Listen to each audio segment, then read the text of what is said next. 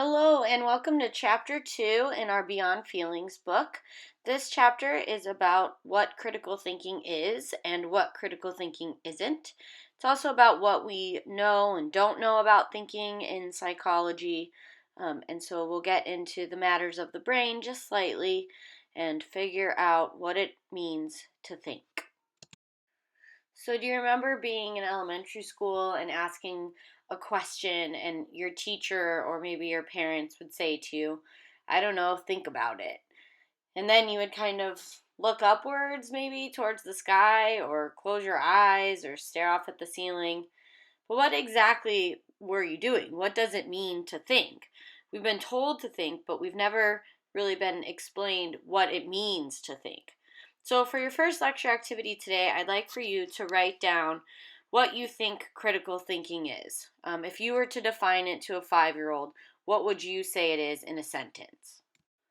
Okay, and then also I want you to think about critical thinkers, and when you kind of picture a critical thinker, what qualities do you think they possess? These could be mental abilities or personality characteristics or behaviors, but what qualities do you think that critical thinkers have?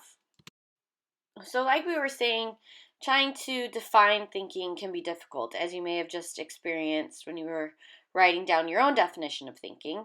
But if you look at the slide, there's some synonyms for what thinking could possibly mean or other ways to describe thinking. And so we don't actually know a lot about thinking in psychology. It's pretty ambiguous in nature. We can't really take thoughts and put them under a microscope and kind of break them down or see the different components of them with our eyes. So, since they're more metaphysical and they're not really tangible, they're very difficult to study in psychology. So, we don't know a lot. We don't necessarily know why we do it. Why do humans have the ability to think? We don't necessarily know the structure of thinking or its function. We don't necessarily know what the right way to think or the wrong way to think is. So, thinking is still a great mystery in psychology, but there are some things that the advent of neuroscience and technology in that field has allowed us to start kind of figuring out or piecing together the fundamentals of what thinking is. So, with your lecture activities, I'd like you to also kind of jot down or type out a response to this question. Is thinking, the ability to think, a product of the mind, the brain, or both? So go ahead and write down what you think the answer to that question is. Is thinking a product of the mind, the brain, or both? So basically what we're asking here is the mind the same thing as the brain? The brain is physical, the mind is metaphysical, and the brain, you could take it and look at it under a microscope. You could hold it in your hands. But the mind is metaphysical, and so you can't see it under a microscope. You can't see the mind or its contents, an idea or a concept, because it doesn't have any physical dimensions. So therefore, it's very difficult to study the mind and how it works. But neuroscience has helped us kind of understand thinking. We know that we have one brain with two hemispheres. So we have our left hemisphere, which is responsible for things like language, analysis, logical thinking. And then we have our right hemisphere, which is responsible for things like sensory images, intuition, creative thinking. And then we have this, for example, thing called a corpus callosum. I like to tell my intro to psych students to remember it as corpus callosum, because it's this bridge of neural fibers that connects the two halves of our brain. So that's where the plus comes in. It adds the two halves together to create one brain or one sum brain. So, but it's actually spelled corpus and pronounced corpus callosum. So anyways, it's this bridge of neural fibers that connects the two halves of the brain so that the whole brain is on the same page. We know that the corpus callosum is thicker in women than it is in men, which might explain why many women are better at multitasking than men are.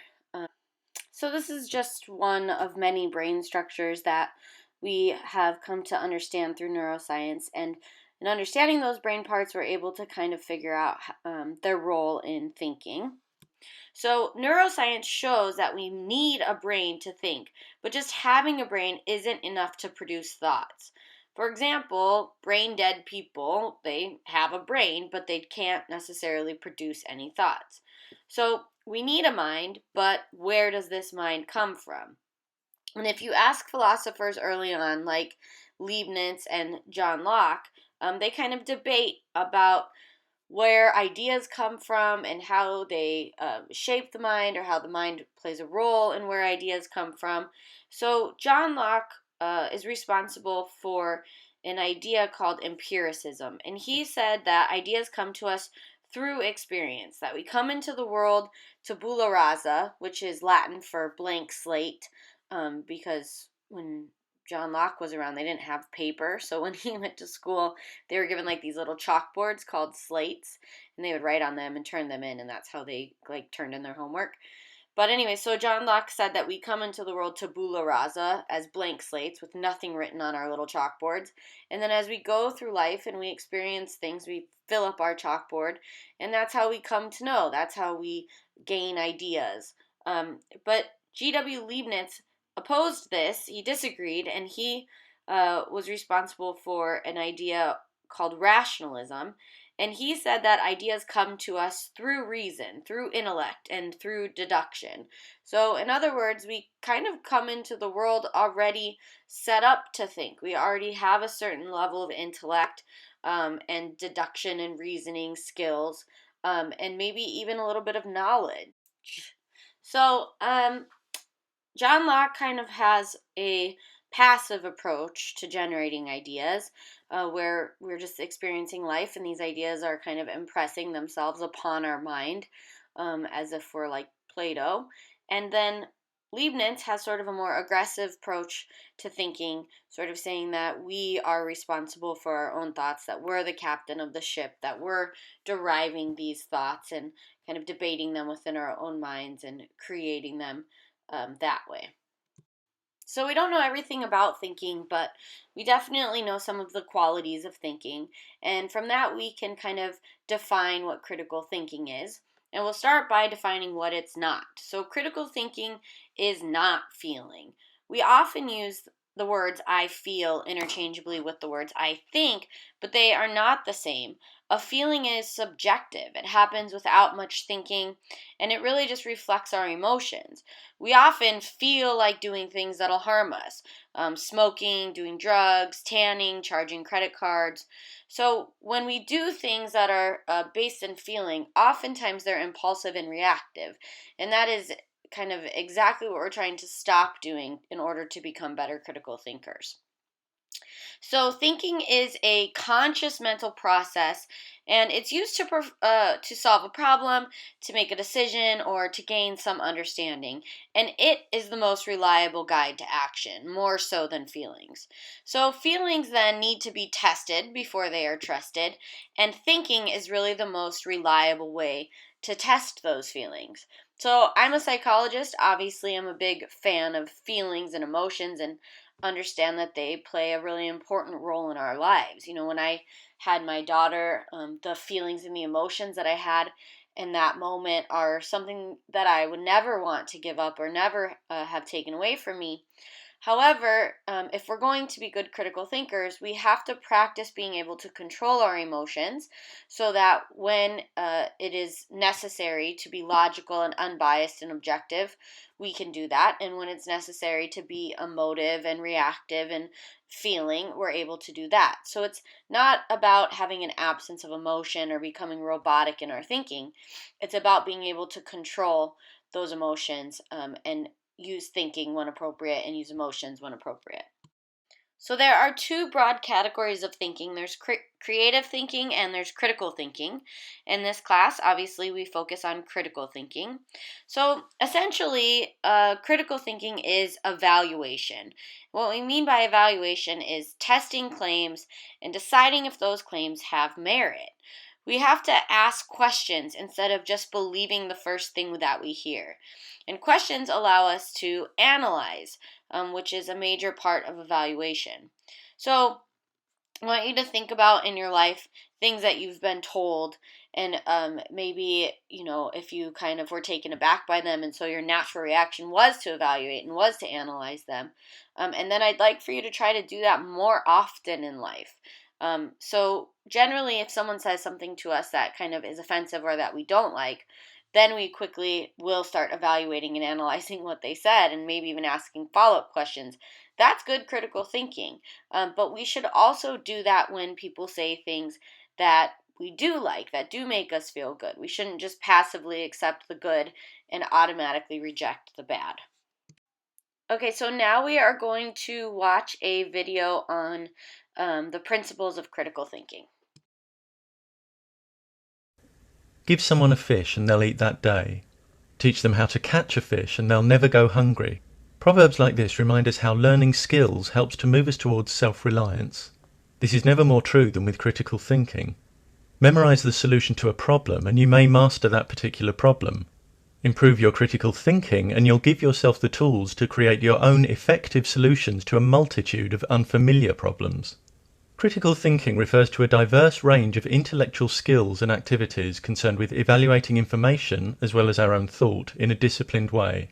When we're willing and able to examine our own capability as thinkers, acknowledging problems and weaknesses, this can help us refine our thought processes so that we learn to think and assess information in a more comprehensive way that increases our ability to identify and reject false ideas and ideologies.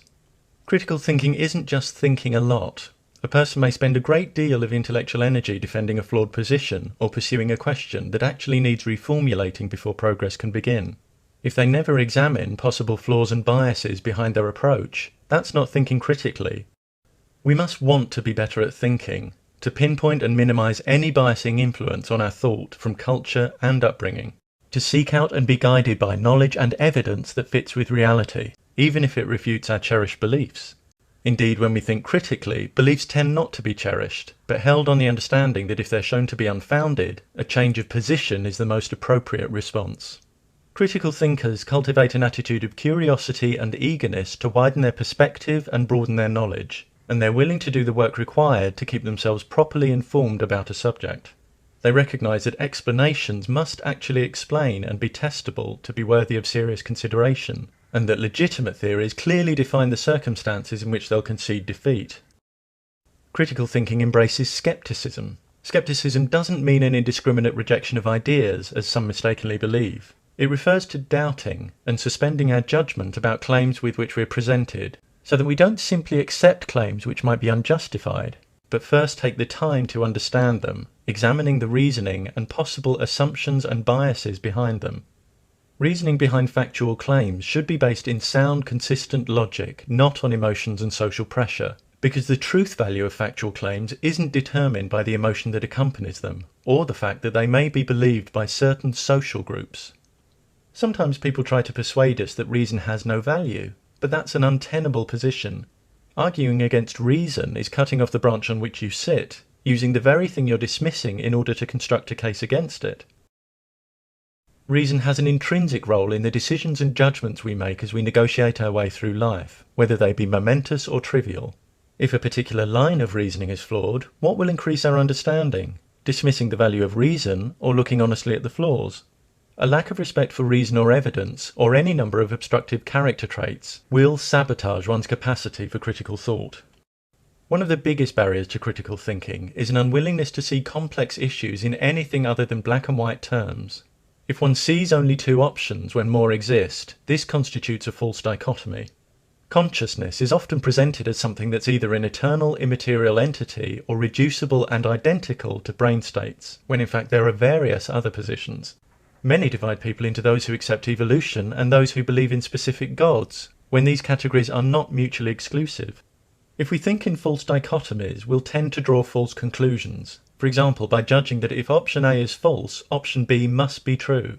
We may also misrepresent others by wrongly assuming that if they don't hold attitude X, they must hold attitude Y.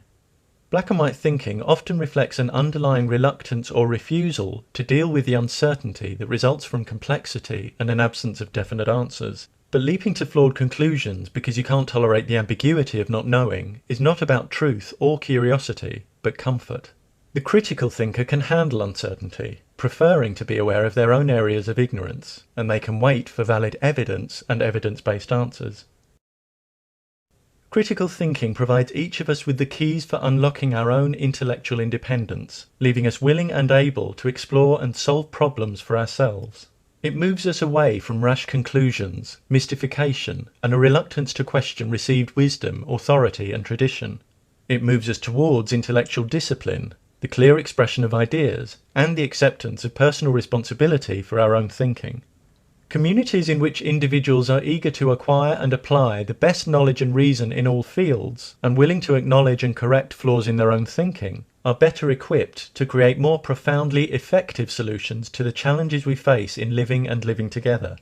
When we teach and encourage critical thinking, we empower individual lives and invest in our collective future.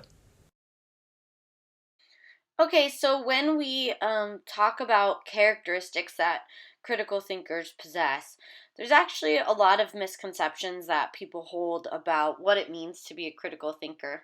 So I'd like for you in a lecture activity, so just continue writing on the same page you've been writing on. Label your paper 1 through 4, and I'm going to ask you a series of true or false questions, and I'd like you to just write down either T for true or F for false.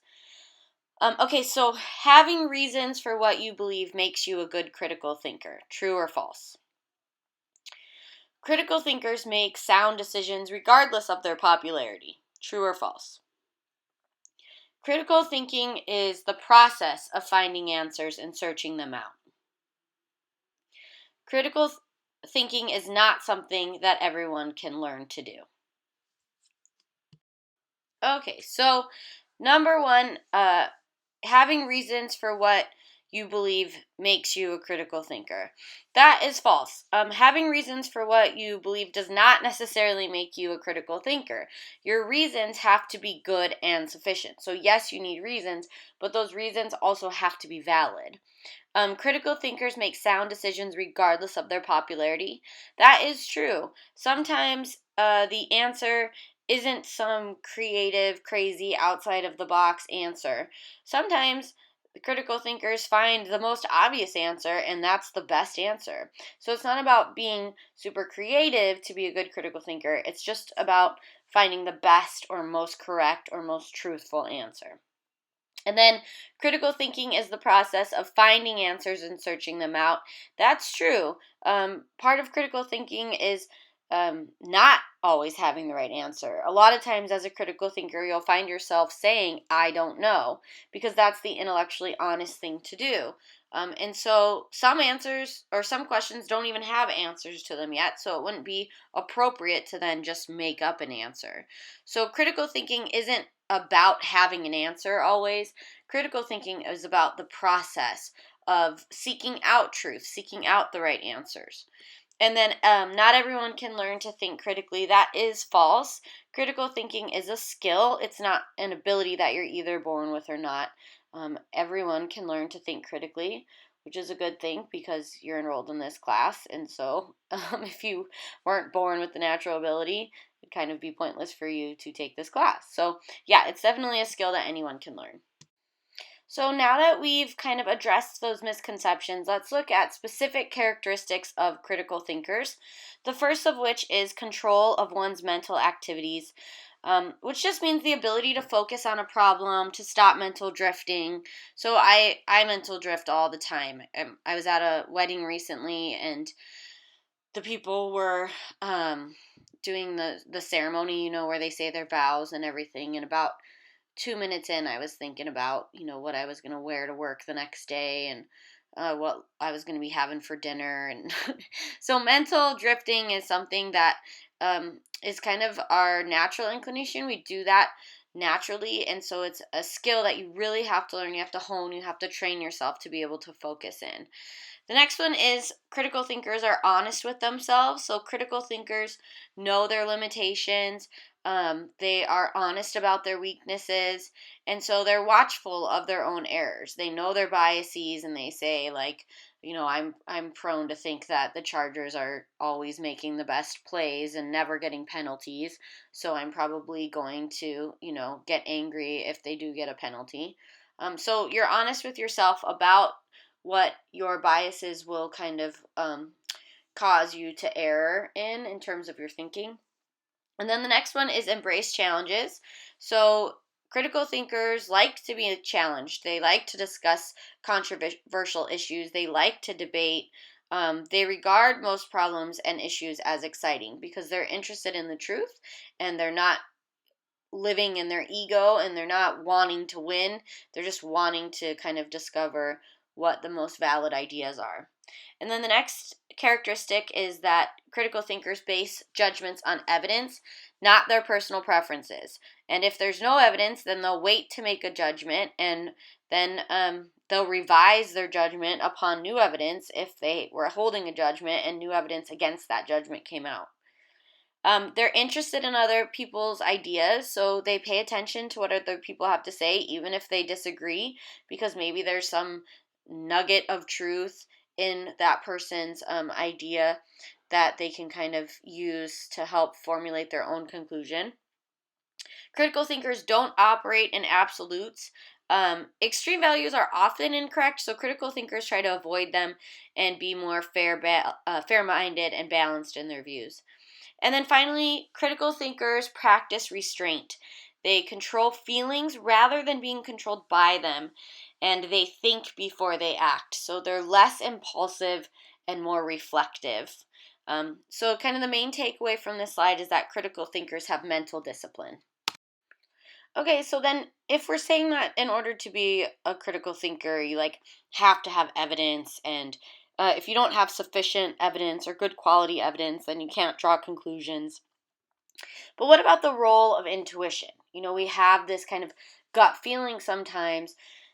Is that something that critical thinkers pay attention to? I mean, it is called a gut feeling. It's a feeling, and we're saying that critical thinkers kind of don't trust their feelings. They only trust their thoughts. So what do we do with intuition? Do we just disregard it? Do we use it? So basically, let's just kind of start by breaking down what intuition is. So intuition is the immediate perception of something. It happens without any reasoning, which is a big call for concern if you're a critical thinker, because we want to always make sure our ideas are generated through reasoning. And there's two types of intuition. There's everyday experiences, and these are things like love at first sight or getting a bad vibe from someone. And then there are breakthrough ideas, which are when these ideas sort of suddenly seem to occur to you. Like Oprah used to refer to them as aha moments. So when we look at everyday experiences in neuroscience, generally what we find is that if you meet someone for the first time and you're like, oh, I'm just getting a bad vibe from this person, generally what's going on is that you are having an implicit memory, a memory that you're not conscious of. So there's something about that person that you're associating with someone from your past. And this is all going on kind of unconsciously, which is giving you that bad feeling. So maybe this person that you're meeting now is wearing the same cologne as an ex-boyfriend or the same perfume as an ex-girlfriend that cheated on you. And so that's creating kind of that unconscious bad vibe. And then with breakthrough ideas, generally those only occur to people with active minds in a specific subject. So my field of study is psychology, and sometimes I do kind of feel like I'm having these breakthrough ideas about psychology, a theory that I've been working on or a hypothesis that I've been working on. I'll suddenly seem to kind of have a moment of clarity and the answer is just right there in front of me. But that never happens to me with chemistry, because I don't ever think about or study or look at chemistry. It's not my field of study. So some people say that intuition is actually thinking, that reasoning is actually occurring there. Some people argue that even with everyday experiences, thinking happens so fast that you don't realize it. But thinking is nevertheless happening.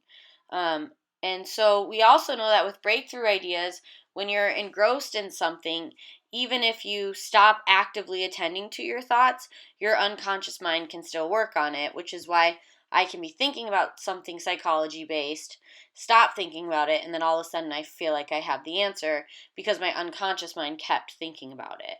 So there is some argument that even though intuition feels like a gut feeling, maybe there is some actual thinking going on there, and therefore it's worthy of paying attention to.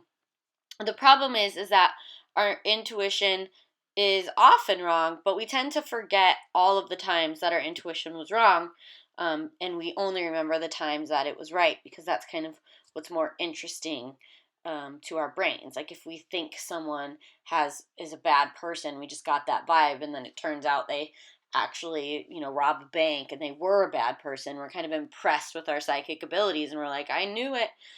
So that tends to stick with us, but there's been probably a lot of times that we were wrong in our intuition and just didn't really note it because it wasn't as interesting. So there's evidence for and against the validity of intuition. Bottom line is we can't rely solely on intuition when making decisions, but it's something to not necessarily disregard in its entirety. Let's take a look at the 3 major activities in critical thinking. The first of which is investigation. So as critical thinkers, we want to investigate a claim or an assertion that a person makes. We want to find evidence or data that will answer key questions about an issue. The requirement to investigation for critical thinkers is that any evidence we find must be relevant and it must be sufficient. And then the next step in critical thinking is interpretation, where we take that evidence that we have found and we decide what it means. And the requirement for this is that the interpretation must be more reasonable than competing interpretations. So the one we come up with must be the most reasonable interpretation of that evidence. And then finally, the last activity in critical thinking is judgment. And this is reaching a conclusion about the issue. And so the requirement of judgment is that the conclusion we reach must meet the test of logic. The conclusion must be valid, it must be sound, it must be based on good reasoning and sufficient evidence. So people who do not think critically actually do this process backwards. They arrive at conclusions first and then look for evidence to support those conclusions.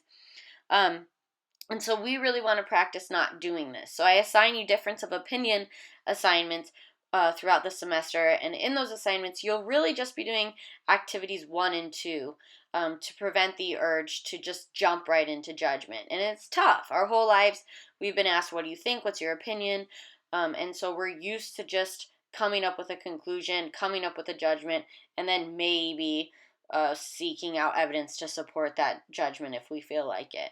So in this class, we're going to practice stopping that natural habit of instantly forming opinions and judgments.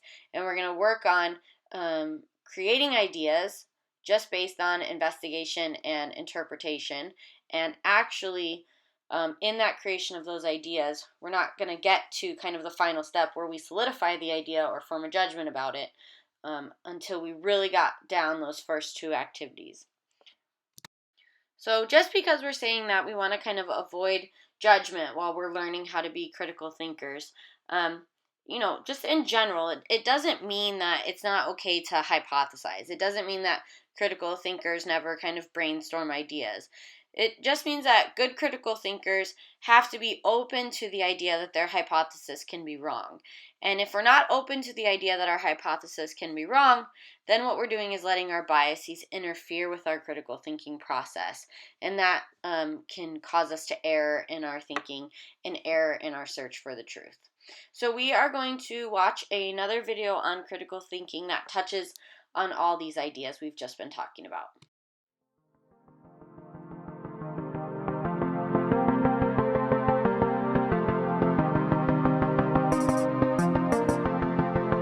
Listen to the rhythms of our slanted voices.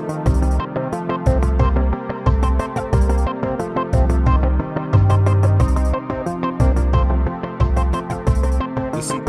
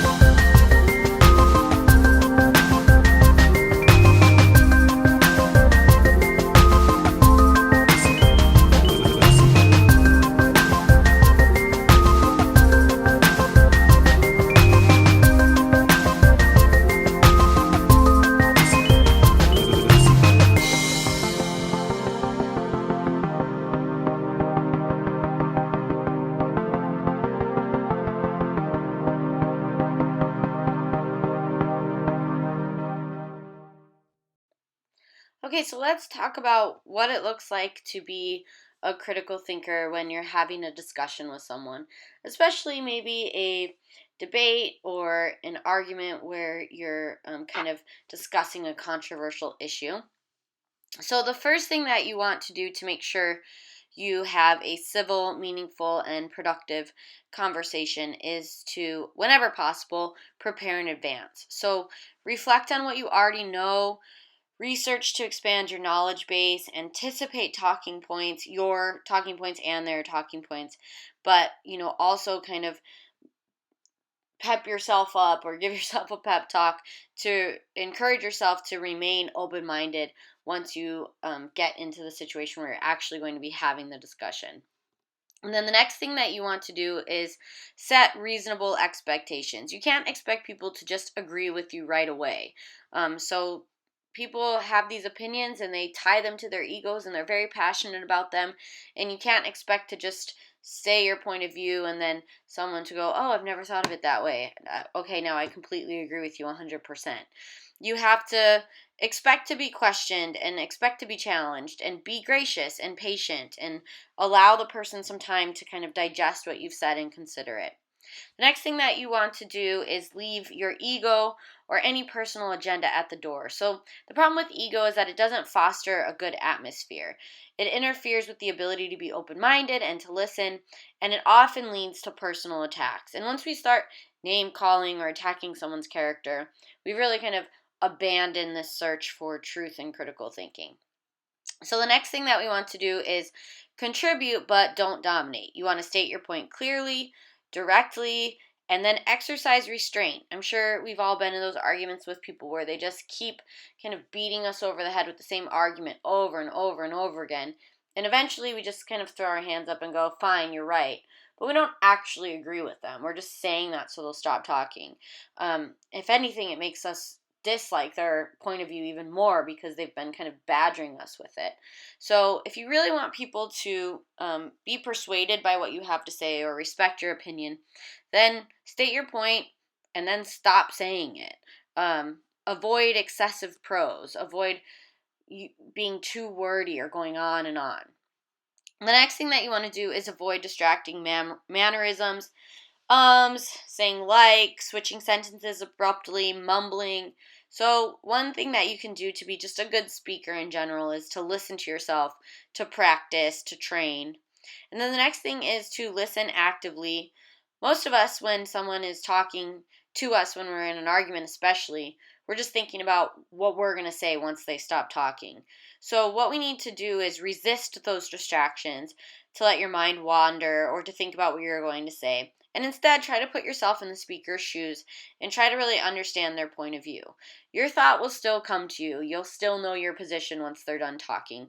You don't need to kind of practice it in your head or create it in your head before you say it. You'll be able to kind of listen to them and then maybe even have a better idea of what an appropriate response is because you've heard what they've had to say and now you have something to build off of.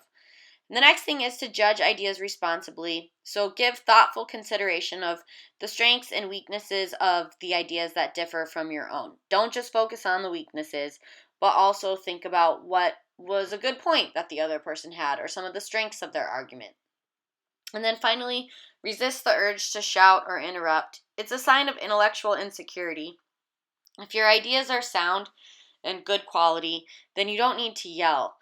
Even if the other person is yelling. So once you start yelling, it shows a sense of weakness and a lack of confidence in your argument or in your idea. All right, we are on chapter 3 in our critical thinking book titled Beyond Feelings. In chapter 2, we talked a lot about the idea that critical thinking is the search for truth and the process of uncovering that truth. So in chapter 3, we're going to talk about the concept of truth and what it is and what it isn't.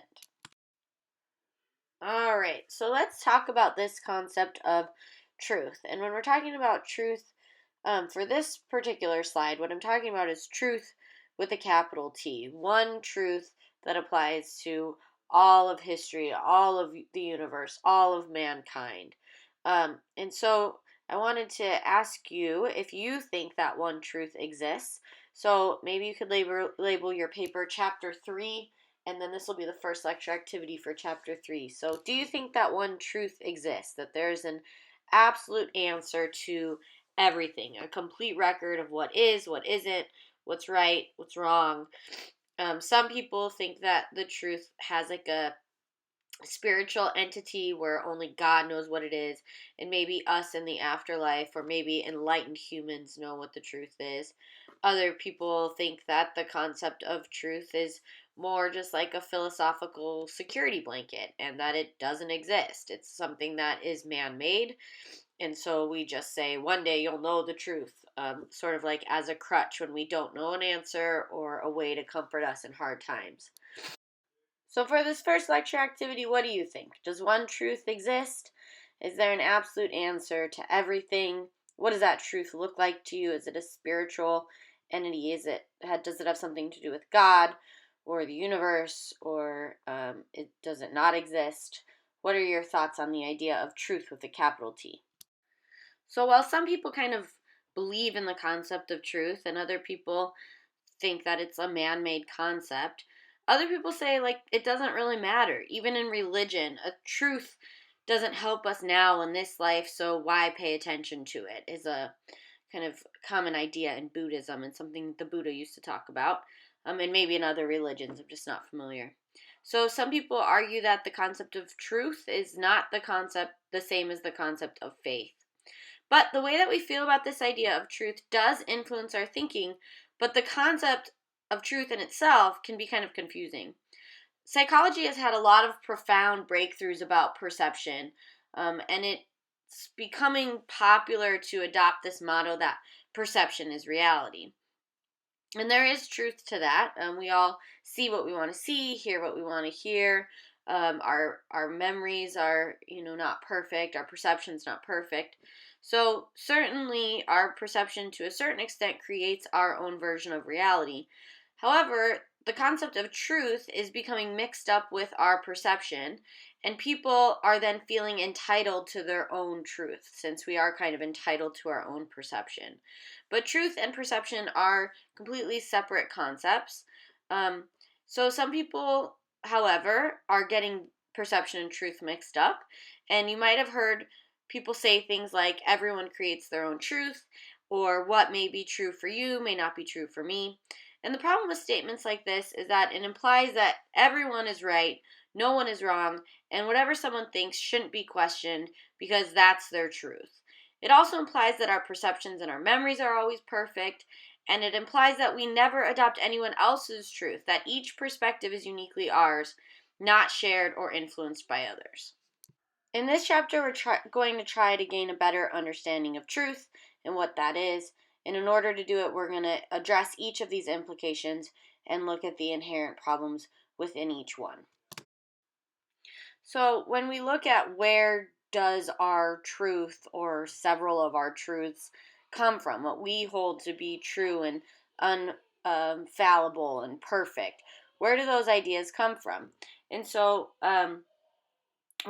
we're going to talk about that, and as we talk about that, I want you to think about the implication that those statements such as everyone creates their own truth, or what may be true for you may not be true for me, what those statements imply. So one of the things those statements imply are that we never adopt anyone else's truth, and that each perspective is uniquely ours and not shared or influenced by others. But when we look at where our truth comes from, we really can't say that our truth was never influenced by anyone else, because all of our truths were given to us by our parents. What we learn from our parents as kids makes up the foundation for our belief systems. No matter what we believe today, maybe our ideas or opinions have changed, that is still the basis, what we learned from our parents. And it's very hard to shake that. It still is kind of there, underlying our daily thoughts, actions, and feelings, is whatever teachings our parents gave to us when we were little, or our primary caregivers, whoever was there during our formative years. So some people argue that we leave that influence of our parents or our primary caregivers behind as we grow into adulthood and have our own experiences. But studies do show that what our parents tell us governs the way we perceive the world and is ingrained in us forever.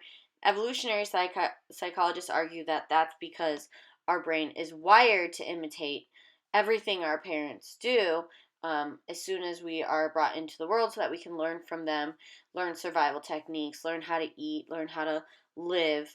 So we're going to watch a video now of a baby that's only 10 seconds old and already starts imitating his father by sticking his tongue out whenever he sees his father stick his tongue out.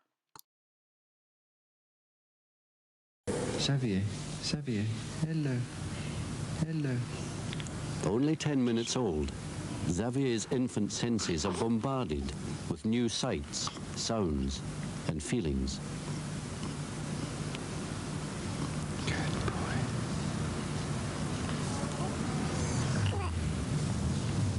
He watches his father pull faces and then slowly responds. This isn't conscious mimicry. Xavier doesn't even know he has a face. But he's managing to translate what he sees into similar actions of his own. Hello. You copy Daddy.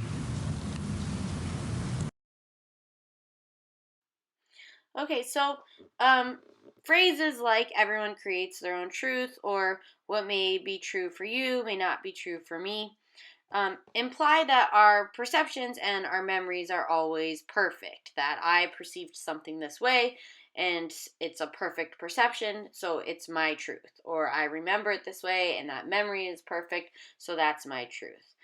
But the issue is that our perception is influenced by our desires, interest, and expectations. For example, if you look at that picture of Morpheus, most people read it as "what if I told you?" because that's what we expect it to say based on our experience and knowledge. And so we perceive things based on expectations, based on our past experiences, and it can cause us to err in our perception. Also, perception is selective. We tend to see what we want to see, hear what we want to hear. We have a tendency to be biased. So I'm going to show you a video now and try to just have a perfect perception and pay attention and do exactly what the video says. This is an awareness test. How many passes does the team in white make? Go!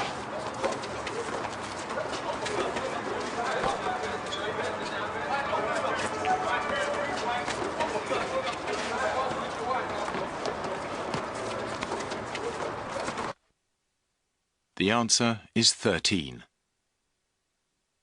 But did you see the moonwalking bear?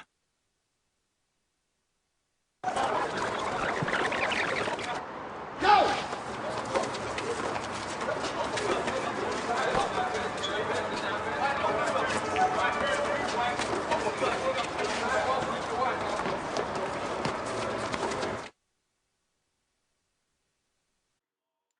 So most people miss that moonwalking bear because they're trying to perceive the number of passes by the team in white. So they're selecting to attend to that material, and it causes them to miss the material of the bear moonwalking across the screen.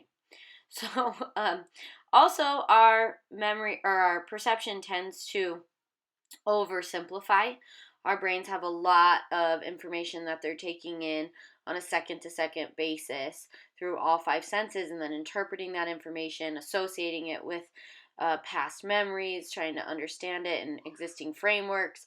And so it tends to prefer the simplest perception just to kind of get through the day. We don't have time to think about each stimuli or each stimulus and different ways to kind of perceive that. So we just take whatever's easiest. So if you look at these shapes here at the bottom, these are Gestalt laws of organization, and they kind of talk about, or they kind of illustrate the way in which our brain perceives the world. So that first image there, if you were to ask most people how they perceive that, they would say that it is a red triangle. But actually, it's not a triangle because it has all those spaces in between the angles. And this illustrates what Gestalt psychologists called the law of closure, and that our brain doesn't like when information has missing pieces, and so we tend to fill in those missing pieces or make incomplete figures or stories or ideas or memories or perceptions whole by kind of creating the filler. And so that is one way in which we can perceive incorrectly. And then another Gestalt image is B. And so when you ask people to describe that image, they usually say that they see pairs of dots in a line. And so what they're doing there is, because two things are close together in time or space, in this case space, they're linking those two things as being a pair or being connected. And this can cause us to err in our perception as well. If you see two people walking down the street and they're fairly close to each other, you might assume that they're in some sort of relationship or that they know each other. But it could just be the moment you looked at them, they happen to be kind of passing one another, or the sidewalk kind of squeezed them together because of obstacles around them, but they don't know each other at all. And then the third picture is the law of similarity. And so when we ask people to describe this, usually they describe it as rows of circles followed by rows of squares, circles, squares, circles, squares.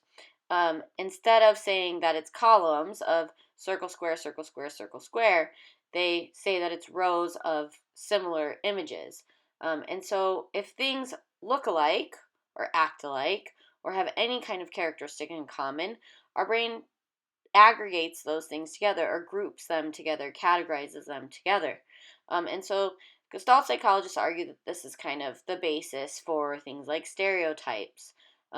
If I see someone who is wearing all black and has long hair and looks tired and is talking kind of slow, well, that fits into other people that I have seen smoking marijuana or high on marijuana, so this must also be a person who's high on marijuana.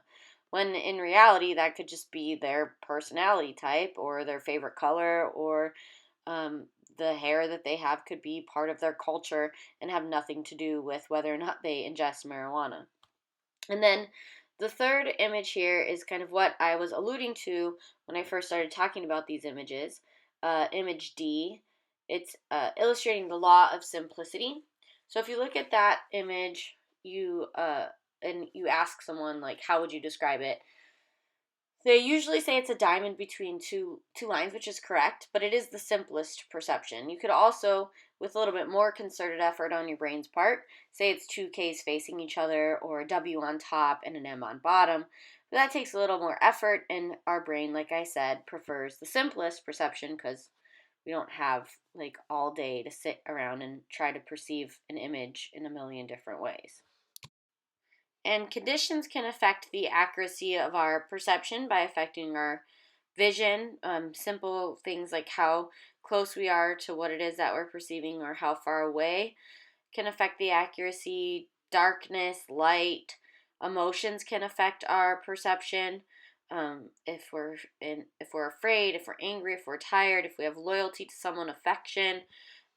We know from studies that weapons greatly reduce witness recall abilities because they create fear, which is distracting. So if someone is in a situation where they're being held up or something and there's a gun, the accurate recall of the perpetrator is diminished. They can't accurately describe their facial features or whatever because that fear kind of impedes their perceptual abilities. And our expectations can affect our perception. So this is if you look at the slide, there's a picture of a bunch of people in a subway car. And this picture was shown to people in an experiment in 1958 by two psychologists named Alpert and Postman that were interested in studying racism. And so they had people look at this image of a white man holding a box cutter, and then they asked people later, with the picture removed, to describe what they saw. And then they had people kind of play the game of telephone. So the person that saw the picture would then describe that picture without looking at it to someone else in the group in the experiment, and that person would describe what they heard to someone else, who would describe what they heard to someone else. And so this game of telephone would ensue, and by the time it got to the description of the picture got to the last person in the game of telephone, they would say that it was an African American man holding a knife. And so Alport and Postman explained why this was happening, because in the 50s, people were extremely racist. Still, there was still segregation and a lot of issues pertaining to racism, which is not to say that, there's no issues involving racism or discrimination in today's world, but unfortunately, it was kind of more out there in the 50s. People were more open with their racism, even more so than today. And so, at any rate, when it got to the last person that said it was an African American holding a knife, Alport and Postman said that, people changed the story as they heard it to kind of match their perceptions of who a criminal is, what kind of person would carry a knife. And because they had racist ideas about that, they said it was a black person.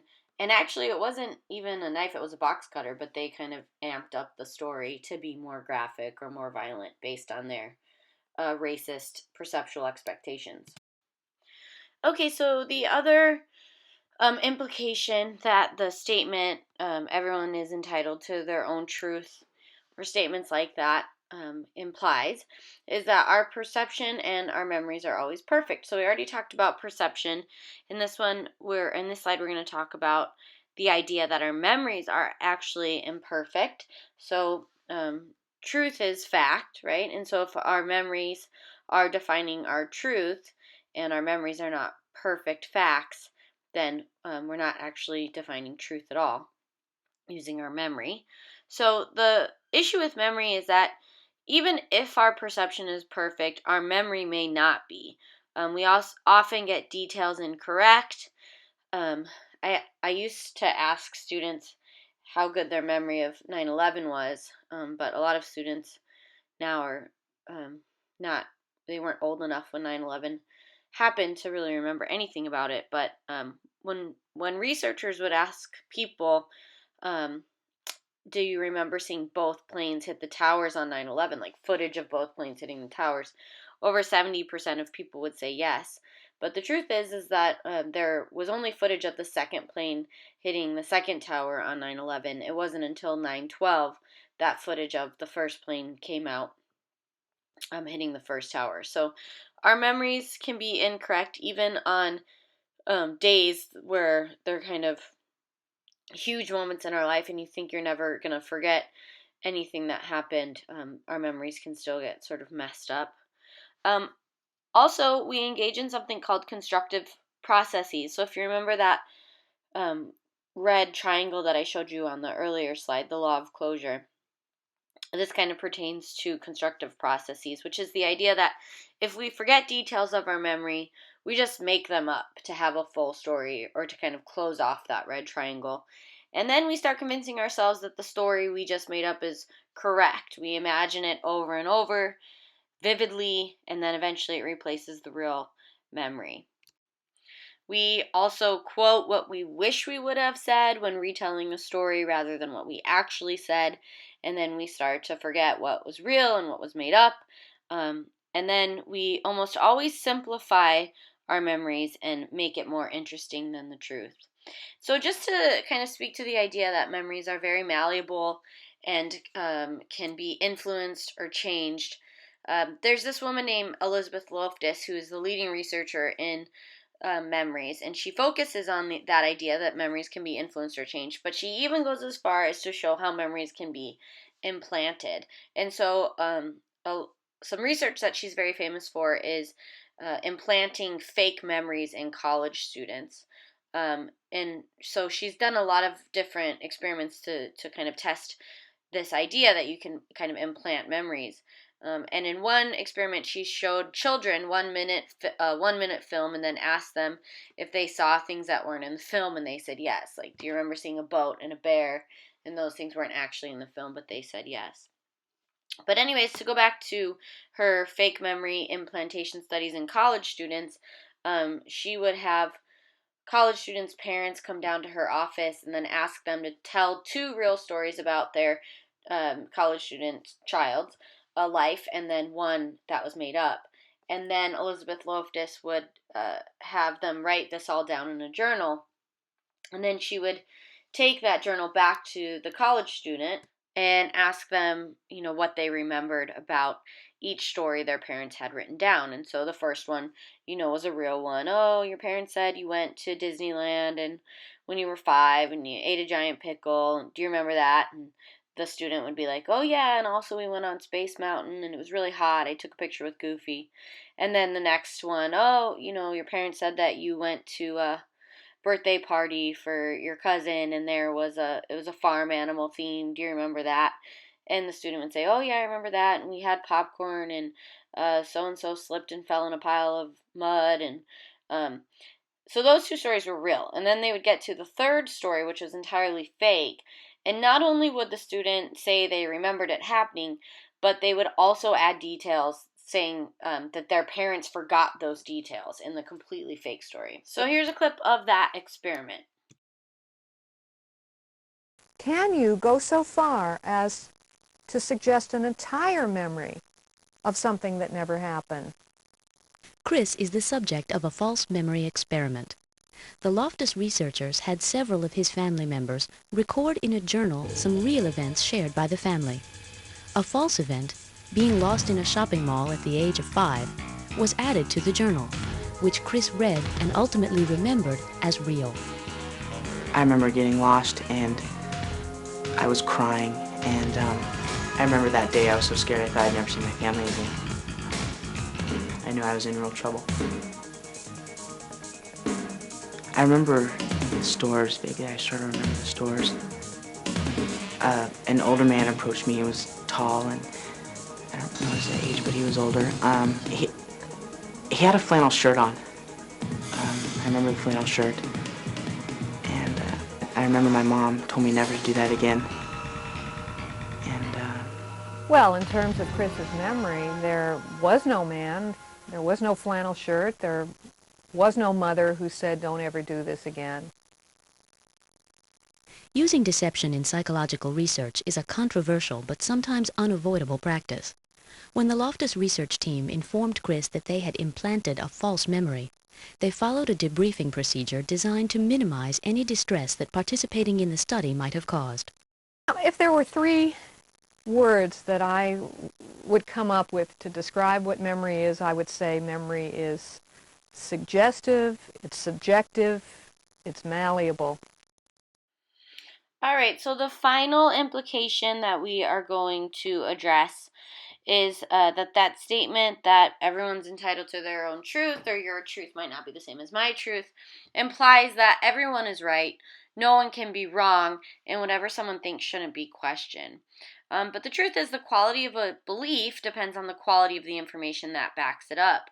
And sometimes we have deficient information that creates our beliefs. So, have you ever actually paid attention to how much incorrect information you receive, bad directions, bad advice?